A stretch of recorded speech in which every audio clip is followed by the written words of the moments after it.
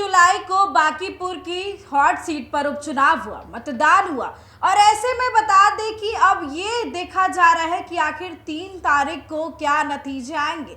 लेकिन exit poll क्या कहता है, लोगों की राय क्या कहती है, वो हम समझेंगे कि आखिर 3 तारीख को बांकीपुर की सीट का राजा कौन बनेगा। आइए समझते हैं इस बात को। नमस्कार, आप देख रहे हैं देशवा न्यूज, मैं हूं आपके साथ वैष्णवी। देखिए, इस सारी चीज़ों को समझने के लिए मेरे साथ सीनियर पत्रकार राकेश सर है।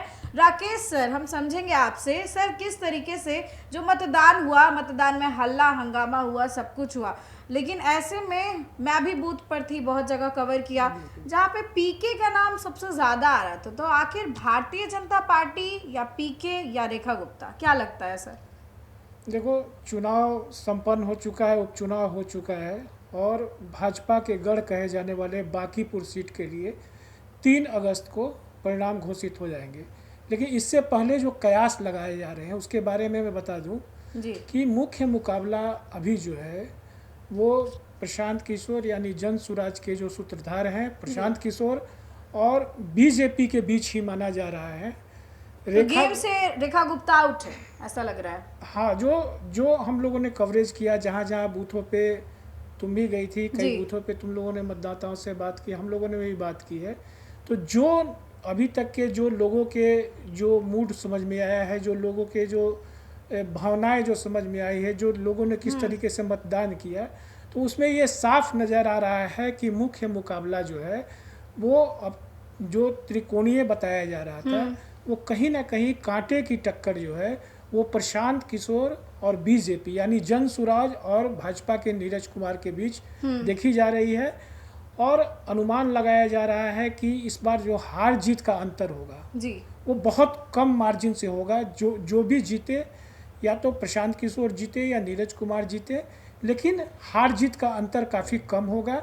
वैसे कुल मिला के अभी तक चुनाव संपन्न हो चुके हैं और प्रशांत किशोर का पलड़ा मैं कहूँगा कि भारी लग रहा है। जी जी बिल्कुल सर। तो क्या ऐसा देखने को मिलेगा कि वो गढ़ जो कि बीजेपी का रहा है, वहाँ बीजेपी को झटका लग सकता है एकदम?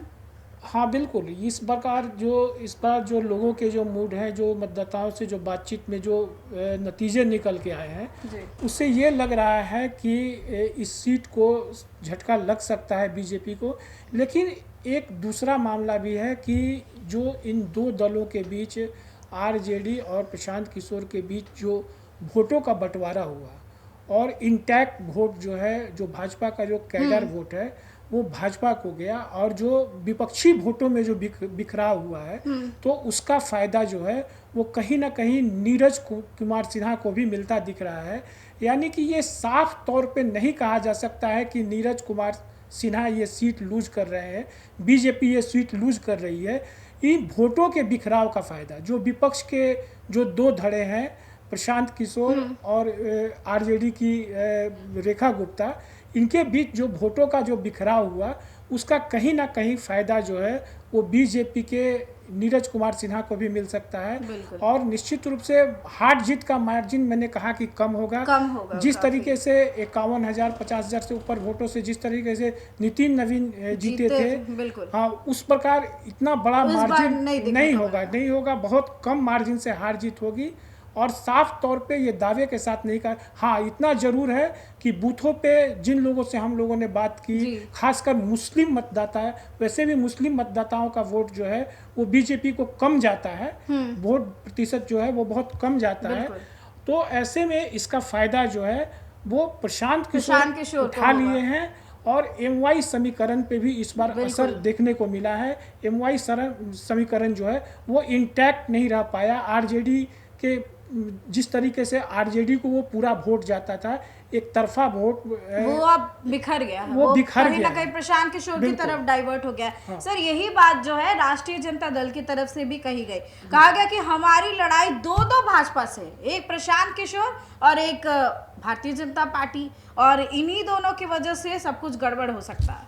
हाँ बिल्कुल, ऐसे भी आरजेडी के लोग जो है वो प्रशांत किशोर पे आरोप लगाते रहे हैं कि कहीं ना कहीं वो बीजेपी को फ़ायदा पहुंचाते हैं, लेकिन ऐसी कोई बात नहीं है कि बीजेपी को फ़ायदा पहुंचा। जिस तरीके से भाजपा के प्रति वो आक्रामक रहे हैं शुरू से, वो भाजपा की नीतियों को लेकर मुख्यमंत्री पर भी कई बार उन्होंने सवाल उठाए हैं और जिस तरीके से वो आक्रामक रुख अपनाते रहे हैं, तो जो ये दावा आरजेडी की ओर से किया जा रहा है कि प्रशांत किशोर भाजपा को फायदा पहुंचा सकते हैं, वोट काटने के लिए, आरजेडी को हराने के लिए मैदान में उतरे, तो वैसी बातें इस बार बूथ पे देखने को नहीं मिल रही है। बूथ पे जो है वो साफ तौर पे लोग जो है वो जो जीतने वाले कैंडिडेट थे, लोग कह रहे थे कि जो जीतने वाले कैंडिडेट थे उनको हमने वोट दिया, और कहीं ना कहीं उनका इशारा जो था वो प्रशांत किशोर की ओर था, बदलाव की तरफ था। लोग बार बार ये बात कह रहे थे बदलाव करेंगे, बार बार ये बातें कह रहे थे कि हम बदलाव खास करके जेंजी कह रहे थे, खास करके यूथ कह रहे थे।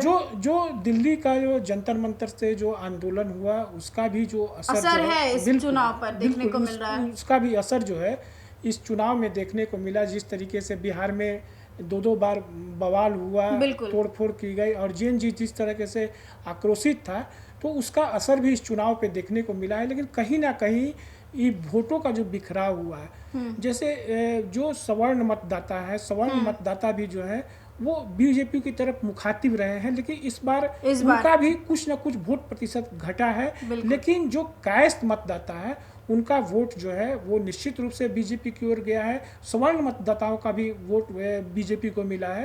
तो जो जातियों के जो वोट है, यादव हो गए, मुस्लिम हो गए, कोयरी कुर्मी हो गए, वैश्य समाज के लोग हो गए, तो इनके वोटों में जो बंटवारा हुआ है, तो इसका फ़ायदा जो है वो कहीं ना कहीं बीजेपी को मिल सकता है। हार जीत का अंतर जो है वो निश्चित रूप से इस बार कम होगा।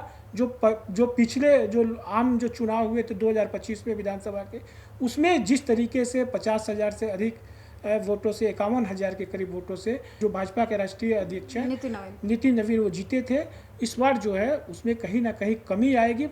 कांटे की टक्कर है, निश्चित रूप से कांटे की टक्कर है। और जिस तरीके से 25 उम्मीदवार मैदान में थे, सबका भाग्य जो ईवीएम में कैद हो चुका है, वज्रगृह में ईवीएम सुरक्षित रखे गए हैं, 24 घंटे उसकी सीसीटीवी से मॉनिटरिंग हो रही है और पूरी सुरक्षा व्यवस्था वहाँ पे टाइट है।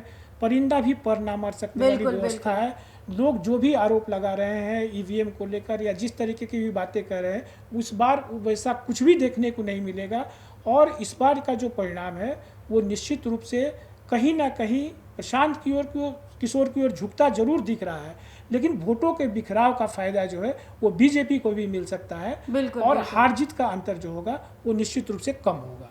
तो देखिए हमने समझा किस तरीके से जो है ये कांटे की टक्कर है, और देखिए किस तरीके से एक तरफ जहां प्रशांत किशोर भारी है, वही भारतीय जनता पार्टी को भी वोटों के बिखराव का फायदा हो सकता है। और आरजेडी की बात करें तो आरजेडी की उम्मीदवार रेखा गुप्ता चुनावी मैदान में सबसे पीछे अभी नजर आ रही है। तो देखते हैं 3 तारीख को क्या होता है। फिलहाल इस खबर में बस इतना ही। देखते रहे देशवाली न्यूज़।